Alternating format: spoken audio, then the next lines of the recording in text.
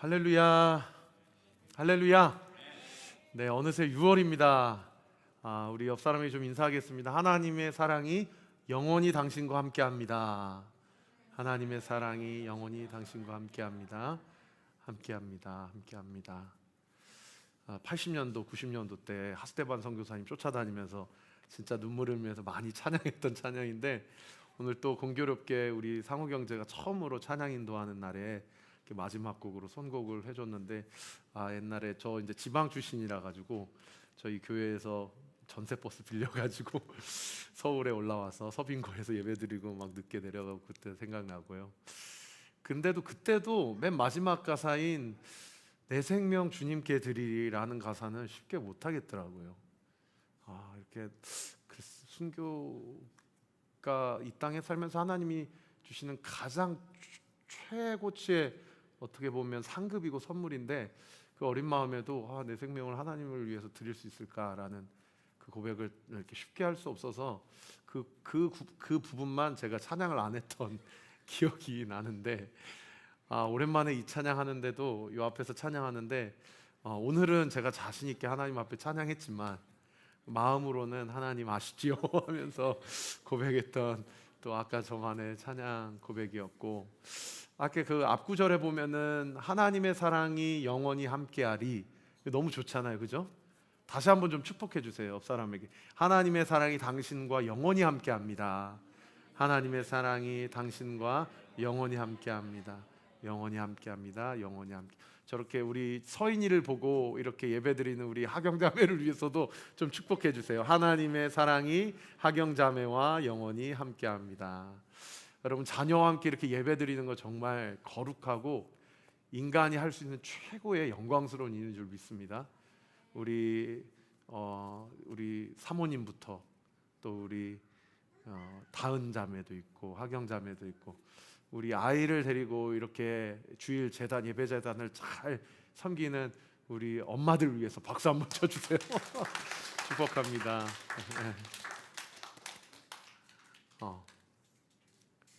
네. 그런데 그 다음 구절에 뭐라고 얘기합니까? 하나님의 사랑이 영원히 당신과 함께하리. 누구와 함께하래요? 십자가의 길을 걷는 이에게. 그래서 나의 생명 주님 앞에 올려드립니다 라고 고백하는 것은 쉽지 않은 고백인데, 하나님께서 십자가의 길을 걷는 그 사람에게 결코 그 길만 홀라당 혼자 잘 걸으라고 하지 않으시고, 하나님께서 친히 그 길을 함께 동행해 주신다라는 것이죠. 아멘. 그래서 우리 중에 누구도 내 힘으로 내가 하나님이 나에게 정하신 그 십자가의 길을 걷고 있다라고 말할 수 있는 사람은 한 사람도 없는 줄 믿습니다. 정말 하나님의 인도하심 가운데 우리네 인생이, 제 인생 40인생, 또 50, 60, 또 이 자리에 20, 30, 우리의 인생 가운데 여기까지 온 것은 다 하나님의 인도하심으로 여기까지 온 줄 믿습니다. 그리고 하나님께서 여기까지 인도하셨기에 앞으로도 우리와 영원토록 함께 하실 것을 믿습니다. 아멘. 예.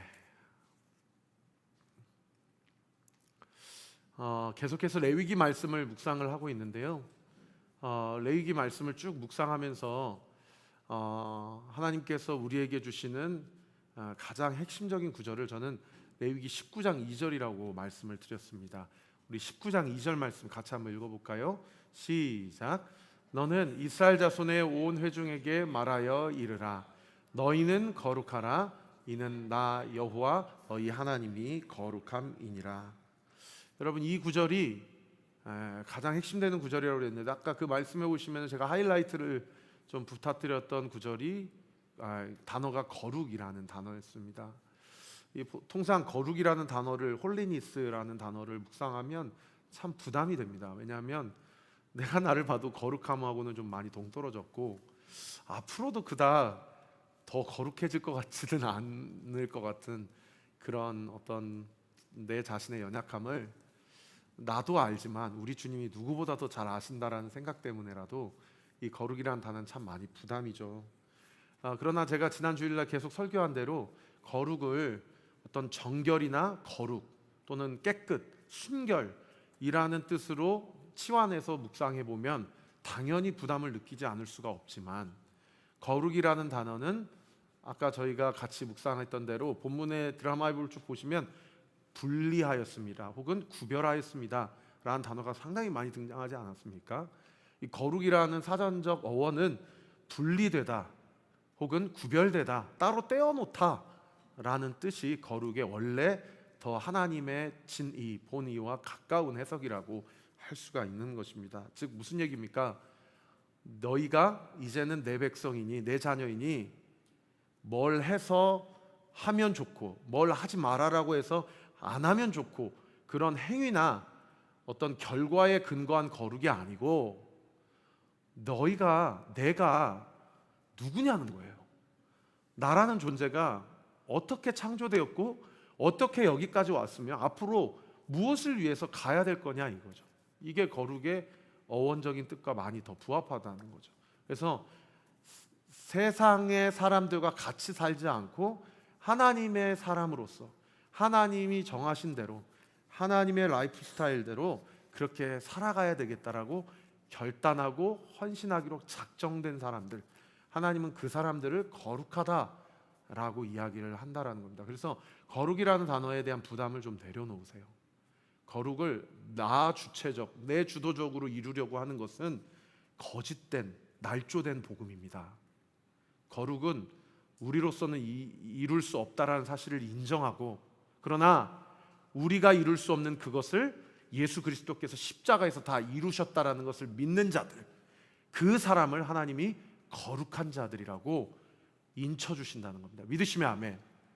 그래서 원래 거룩하지 않은데 그래 거룩하다고 쳐주자라는 걸 신학적으로 어려운 표현으로 칭의라고 합니다. 칭의. 안 거룩해요. 근데 그 믿음 보고 거룩하다고 쳐주시는 것, 그것을 칭의라고 하는 거죠. 그래서 끊임없이 오늘 본문에도 보시면 23절에 보세요. 풍속을 따르지 말라라는 표현이 계속 나와요. 여기 풍속, 세상의 결대로 가지 않고 하나님의 결대로 가겠다. 그래서 이 풍속이라는 단어를 영어 성경 킹 제임스 버전에서는 매너라고 그렇게 번역을 하고 있다는 거죠.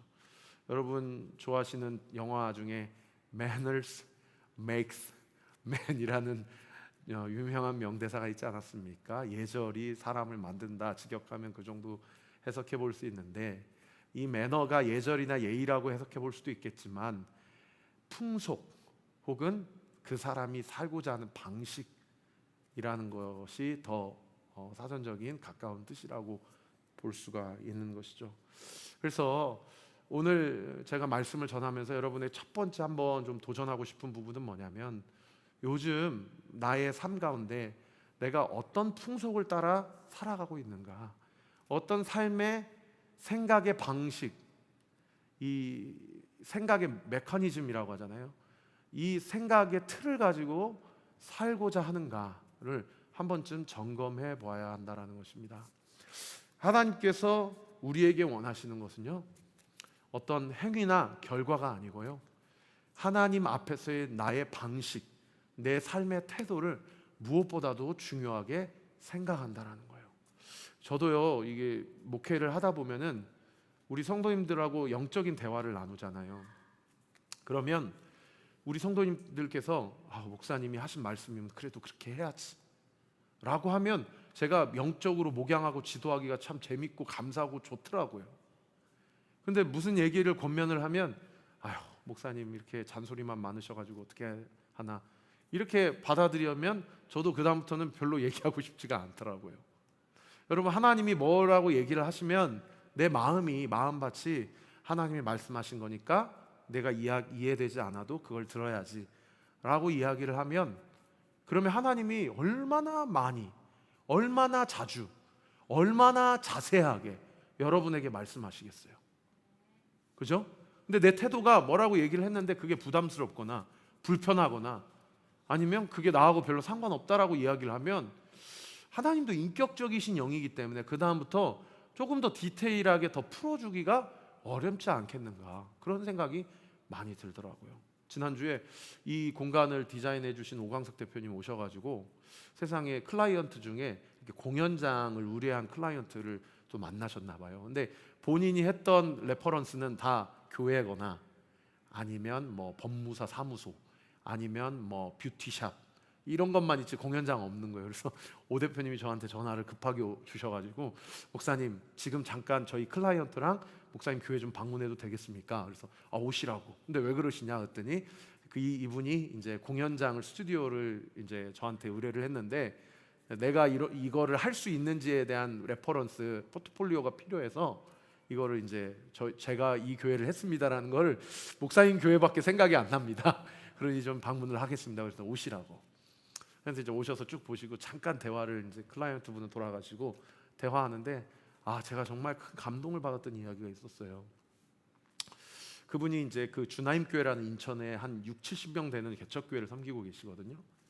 근데 이제 그 목사님을 어떻게 만났는지를 쭉 얘기를 하다 보니까 자기 아는 멘토 선교사님이 계신데 지금 투르키에 이스탄불에 계시는 선교사님이세요.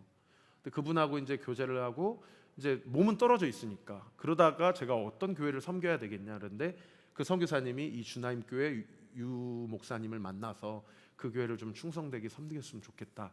그래가지고 이제 갔다는 거예요. 근데 가가지고 이제 쭉 섬기다 보니까 개척교회 얼마나 많은 일들이 있겠어요, 그죠?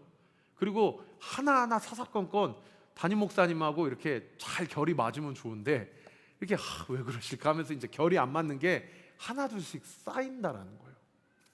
근데 그러다 보니까 어느 순간에 목사님하고 얘기를 좀 안 하게 되거나 목사님이 이렇게 하자고 하는데 잘 동의가 안 되거나 이제 이런 것들이 딱 됐을 때 자기 안에서 첫 번째로 나타났던 현상이 뭐냐면 목사님하고의 연락이 줄어든답니다.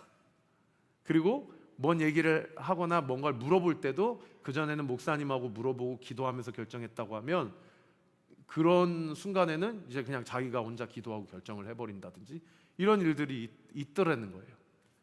근데 그날도 이분이 참 기도하시는 분이 게 뭐냐면 정해진 시간에 정해진 공간에 기도 시간과 기도 장소가 있대요.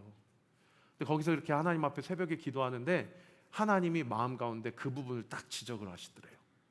그러면서 목사님하고의 관계가 나와의 관계랑 비례한다는 것을 명심해라 라고 해가지고 목사님은 아무렇지도 않았는데 자기가 먼저 유 목사님한테 찾아가가지고 목사님 사실 저 이런 문제 때문에 목사님에게 좀 서운병, 섭섭병에 걸려가지고 그 다음부터는 목사님하고 좀 대화도 좀 덜하게 되고 그런 어려움이 있었는데 제가 이런 부분들에 대해서 좀 회개합니다.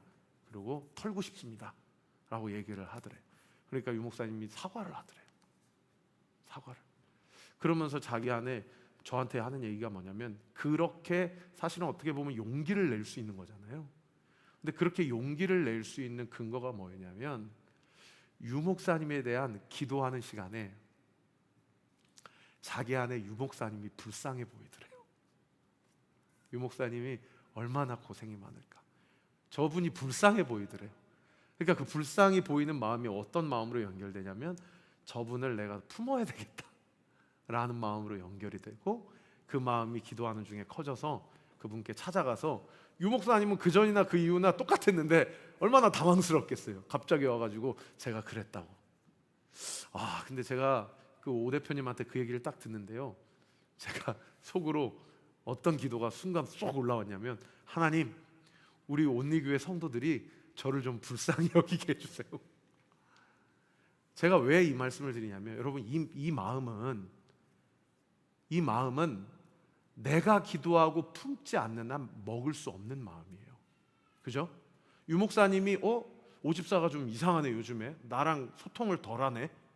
그래가지고 오광수 대표님한테 가가지고 오집사님 왜 그러세요 요즘에 뭐 저한테 불만 있으세요? 뭐 얘기를 했어요. 그러면 빌면서 저를 좀 불쌍히 여겨주세요 집사님 했으면 오광석 대표님 마음 가운데 그런 마음이 품어졌겠어요? 여러분 그것은 물리적인 어떤 프레셔나 아니면 누군가의 그런 어떤 사과나 누군가의 열심이나 노력으로 인해서 품을 수 있는 마음이 아니잖아요. 자기가 하나님의 임재 앞에서 깨닫고 자신이 결정하고 취할 수 있는 마음이잖아요. 그래서 제가 오 대표님한테 그랬어요. 집사님, 그 유 목사님이시라는 분 저도 한 번도 못 만나봤지만 참 세상에서 제일 행복한 목회자네요. 부럽네요. 제가 이랬습니다. 사랑하는 성도 여러분, Manners makes man. 여러분, 영적인 하나님 앞에서의 나의 태도와 자세가 영적 실력입니다.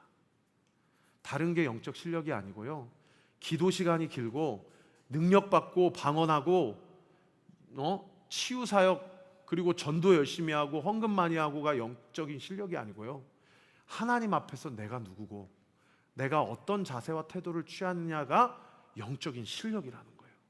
오죽하면 하나님이 요한계시록 3장 16절에 내가 문 밖에서 네 마음의 문을 두드리겠다.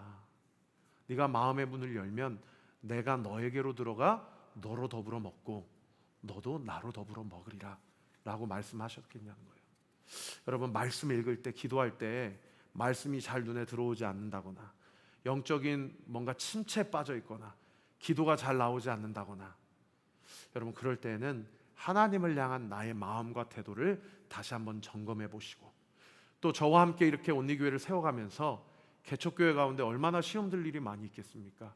그런 것이 있으면 꼭 용기를 내어서 저에게 찾아와 주시고, 정말 우리 온리교회가 하나님께서 창조하신 에덴 동산, 장차 위로부터 새 하늘과 새 땅이 요한계시록 19장에 이 땅 가운데 임재하시겠다라고 하나님께서 약속해 주셨지만, 우리가 함께 개척교회를 섬기고 세워가면서 이곳에서 이미 임한 하나님의 나라를 누리고 경험하는 저와 우리 모든 온리교회 성도님들 되시기를 예수 그리스도의 이름으로 축원합니다. 할렐루야. 그러기 위해서는 절대적으로 자기중심적 신앙생활에서 하나님 중심적 신앙생활로 내 마음의 스탠스를 완전히 뒤집어야 돼요. 그래야만 하나님의 음성이 들리고 나의 연약함을 인정하고 거룩을 내 힘이나 내 노력이 아닌 하나님의 열심으로 이뤄낼 수 있다는 것이죠. 그러한 은혜가 우리 사랑하는 온리교회 모든 성도들에게 있게 되기를 우리 구주 예수 그리스도 이름으로 축원합니다. 지난주에 이 자리에서 제가 하나님 앞에 기도하는데 제 마음 가운데 그런 마음이 부어지더라고요. 제가 싱글 1집 때 하나님 앞에 고백했던 고백인데, 시간이 지나면 지날수록 주님을 더 알고 싶은 거예요. 주님을 더 깊이 알고 싶어요. 그리고 아는 만큼 주님을 더 뜨겁게 사랑하고 싶더라고요. 그런 마음이 막 뜨거워진가요? 막 복음 전하고 전도하고 싶어서 막 제 마음이 이렇게 막 불타오르더라고요. 여러분, 하나님의 은혜와 사랑 가운데 주님을 더 깊이 알아가서 우리의 주름의 깊이가 깊어질수록 주님을 향한 지식의 깊이도 깊어지고, 주님을 뜨겁게 하는 그 사랑이 하나님이 나에게 보내주신 사람들을 더 뜨겁게 사랑하고 섬기게 되는 저와 우리 모든 온리교회 성도님들 되시기를 예수님의 이름으로 축원합니다. 여러분, 그런가 하면 25절에 보면요, 하나님께서 레위기 11장에 주셨던 말씀을 다시 한번 리마인딩을 해주고 계십니다. 우리 25절 말씀 같이 한번 읽어봅시다. 시작. 너희는 짐승이 정하고 부정함과 새가 정하고 부정함을 구별하고, 내가 너희를 위하여 부정한 것으로 구별한 짐승이나 새나 땅에 기는 것들로 너희의 몸을 더럽히지 말. 여기 벌써 구별하다라는 단어가 몇 번이나 나옵니까? 2번이나 나오죠. 구별하다. 거룩이 그냥 죄 안 짓고 살아가는 것이 아니라 아예 하나님과 함께 세상과 구별되기로 결정한 것, 그것을 다시 한번 거룩이라고 볼 수가 있는 것이죠. 이미 레위기 11장에서 먹을 수 있는 짐승과 먹을 수 없는 짐승을 다 이야기를 해주고 계신 하나님께서 왜 이 본문 25절 말씀에 다시 한번 이 얘기를 해주고 있을까요? 아까 17절부터 21절까지 여인 너는 숙모의 하체를 범하지 말라, 네 자매의 하체를 범하지 말라. 왜 성적인 문제를 계속해서, 여러분 20장에 지금 21장이 처음 나오는 것입니까? 아니에요. 18장, 19장, 20장에 반복적으로 기록한 것을 먹지 말라, 범하지 말라라고 계속 이야기하고 있다는 거예요. 무슨 얘기입니까? 우리가 그만큼 성적으로 연약한 존재이고요, 우리가 그만큼 먹는 것, 가장 기본적인 인간의 생리적 욕구와 관련해서 얼마나 연약한 존재를 알 수 있는 그런 대목이에요. 그런데 하나님께서 이 말씀, 무엇은 먹어도 되고 먹지 말아야 되는 말씀을 이미 예수 그리스도를 통하여서 옛 언약을 폐하시고 새 언약을 완성시키셨습니다. 그래서 25절의 말씀을 묵상해 보면서 문자적으로 되새김질하고 굽이 갈라져 있는 짐승만 먹어야 된다고 하면 우리 다 지금 율법적으로 거룩하지 못한 사람들이죠. 다 순대국밥도 드시고 다 삼겹살도 드시고 하시니까요. 그런데 예수님께서 마가복음 7장에 이 말씀을 어떻게 성취하셨습니까? 18절과 19절 말씀 같이 읽읍시다. 시작. 예수께서 이르시되 너희도 이렇게 깨달음이 없느냐? 무엇이든지 밖에서 들어가는 것이 능히 사람을 더럽게 하지 못함을 알지 못하느냐? 이는 마음으로 들어가지 아니하고 배로 들어가 뒤로 나감이라. 이러므로 모든 음식물을 깨끗하다 하시니라. 따라합시다. 모든 음식물은 깨끗하다. 다시 한번요. 모든 음식물은 깨끗하다. 네. 하나님, 예수님께서 오셔서 무엇은 더러운 거니까 먹지 말고 무엇은 깨끗한 거니까 먹어라 라는 수준을 뛰어넘어서 사람을 진정으로 더럽게 하는 것은 무엇을 먹었냐 안 먹었냐로 거룩하다 거룩하지 못하다라고 구별될 수 있는 것이 아니고, 밖에서 입 안으로 들어가는 것은 사람을 더럽게 하지 못하고 너희 마음 안에 있는 형제를 위한 미움, 시기심, 판단, 정죄, 음란, 이기심, 이런 모든 사람 마음 안으로부터 올라오는 것들이 사람을 더럽게 하는 것이다. 그러므로 모든 음식물은 깨끗하다라고 옛 언약을 폐하시고 새로운 업그레이드된 완벽한 성취된 언약을 우리에게 주셨다라는 거예요. 그래서 여러분 돼지국밥 많이 드시고요. 꼭 굽이 갈라지고 되새김질 하시는 음식만 드시지 마시고 정말 다 열심히 많이 드시되 골고루 드시고 적당히 드시고 그렇게 하시면 됩니다. 그러나 내 마음에 얼마나 내가 사랑한다라고 말하면서 함부로 판단하고 정죄하며 말로 상처 주고 미워하고 생각과 마음으로 음욕으로 하나님의 마음을 슬프게 하는 내 안에 있는 이 죄성을 날마다 예수 그리스도 십자가의 보혈로 덮고 예수 그리스도의 십자가의 구속과 성량의 은혜를 날마다 경험하는 저와 우리 모든 온리교회 성도님들 되시기를 예수 그리스도의 이름으로 축원합니다. 여러분, 이 말씀에 근거해서 사도행전 10장에 가보면요, 사도행전 1장부터 28장까지는 초대교회 12제자를 통한 복음이 어떻게 전파가 됐는지를 기록하고 있는 본문인데, 1장부터 10장은 유대인들에게 대해서 어떻게 복음이 전파가 됐는지, 그리고 이 10장을 기준으로 11장부터 끝장 28장까지 사도 바울을 통해서 하나님이 이방인들에게 어떻게 복음이 전달되는지를 기록하고 있는데, 그 핵심 사건이 되는 그 포인트가 뭐냐면 사도행전 10장에 나오는 고넬료 환상 사건이에요. 여러분, 그 고넬료라는 사람이 로마 백부장이거든요. 이 가이사라라는 이 로마 이탈리아 반도에서 배를 타고 이 팔레스타인 지역의 항구 도시 가이사라에 주둔을 해가지고 그 지역을 다스리는 치안을 담당하는 이 장수인데, 근데 사도행전 2장에 보면 10장 2절에 보면 그를 뭐라고 소개합니까? 그는 경건하여 온 지방과 더불어 하나님을 경외하며 백성을 많이 구제하고 하나님께 항상 기도하는 사람이었다.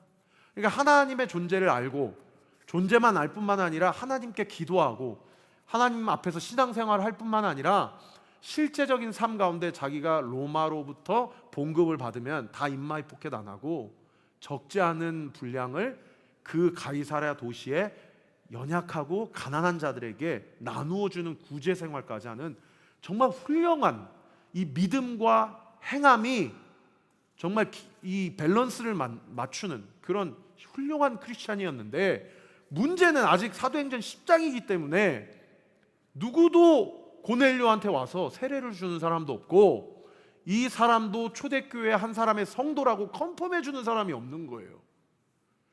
그러니까 이 가이사랴라는 그 항구 도시 그 밑에 약 한 3-40km 정도 되는데, 마침 요빠라는 항구 도시에 이 도르가라는 여자를 살리기 위해서 베드로가 요빠 땅까지 온 거예요. 그래가지고 무두쟁이 시몬의 집에서 잠시 잠깐 머무는데, 이 무두쟁이라는 얘기는 이 가죽 피혁 세공업자입니다.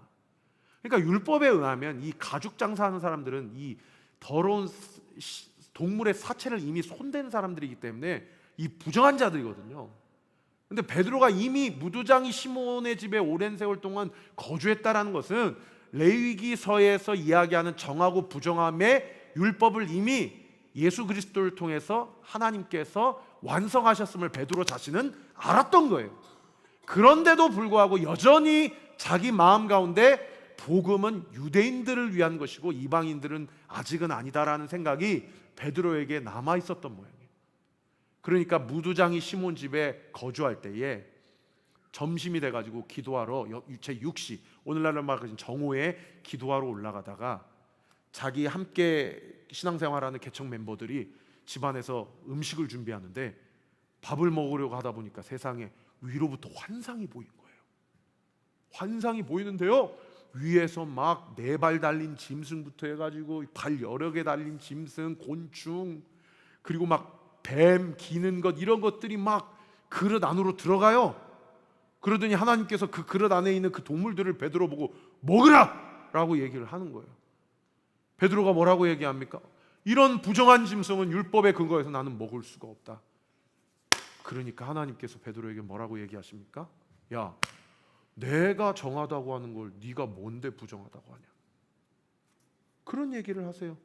그거를 2번, 3번 얘기하세요. 15절, 16절 한번 띄워주세요. 또 2번째 소리가 있으되 하나님께서 깨끗하게 하신 것을 네가 속되다 하지 말라 하시더라. 16절, 이런 일이 몇 번 있은 후에? 3번 있은 후에. 이 3번 있다는 얘기, 이 3, 4번은요 그냥 3번 있다는 얘기가 아니고 그만큼 베드로가 고집이 센 사람이에요. 한 번 얘기했으면 알아들어야 되는데 3번 알아들으니까 그때서 정신을 차려가지고 그 그릇이 하늘로 올라갔다 라고 이야기를 하고 있다라는 것입니다. 사랑하는 성도 여러분, 말씀을 정리하겠습니다. 요즘 저에 대한 여러분의 마음의 태도는 어떠십니까? 요즘 하나님에 대한 여러분의 마음은 좀 꼬인 부분은 없으십니까? 여러분, 다른 게 영적 실력이 아니고요, 태도가 영적 실력이에요. 은혜를 입은 자는요 철저히 하나님 앞에서 자기의 마음과 자세를 낮출 수 있는 사람입니다. 여러분 중에 저보다 훨씬 더 공부 많이 하신 분들, 세상적으로 훨씬 더 잘 배우신 분들, 봉급도 훨씬 더 많이 버시는 분들, 실력도 훨씬 더 탁월하신 분들, 저는 그런 분들 제 모교에서 많이 봤어요. 장로님들, 권사님들 훨씬 더 저희 모교의 원로 목사님보다도 더 탁월하신 분인데 목회자 섬기기를, 목회자 무서워하기를 하나님 하시더라. 여러분, 하나님 앞에 또는 제 앞에 뭔가 마음에 꼬인 것들이 있다면 솔직하게, 진솔하게, 정직하게, 또 진실하게 하나님 앞에, 저희 앞에 한번 나와 보십시오.